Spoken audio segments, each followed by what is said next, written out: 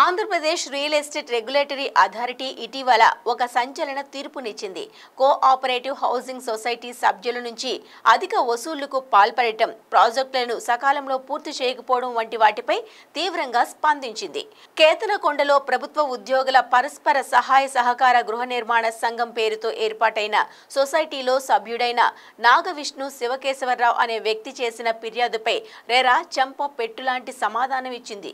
Register sale డీడ్లో పేర్కొన్న ధర కంటే ఎక్కువ మొత్తాన్ని వసూలు చేయరాదని, డెవలప్మెంట్ ఛార్జీల పేరుతో చదరపు గజానికి 1200 రూపాయలని అధికంగా వసూలు చేయడం చట్ట విరుద్ధమని ప్రకటించింది.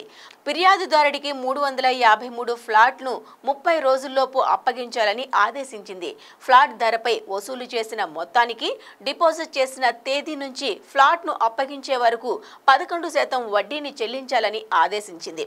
సొసైటీల అంతర్గత బైలాస్లు, జనరల్ బాడీ తీర్మానాలు, రిజిస్టర్ సేల్ డీడ్లు రెరా నిబంధనలకు విరుద్ధంగా ఉండకూడదని ఏపీ రెరా అథారిటీ తేల్చి చెప్పింది. కోఆపరేటివ్ సొసైటీలు రెరా చట్టం కింద ప్రమోటర్ల కిందకే వస్తాయని, ఫ్లాట్ల కొనుగోలుదారులు ఎలాటీలుగానే పరిగణించబడతారని, వారి ఫిర్యాదులు రెరా పరిధిలోకి వస్తాయని స్పష్టం చేసింది.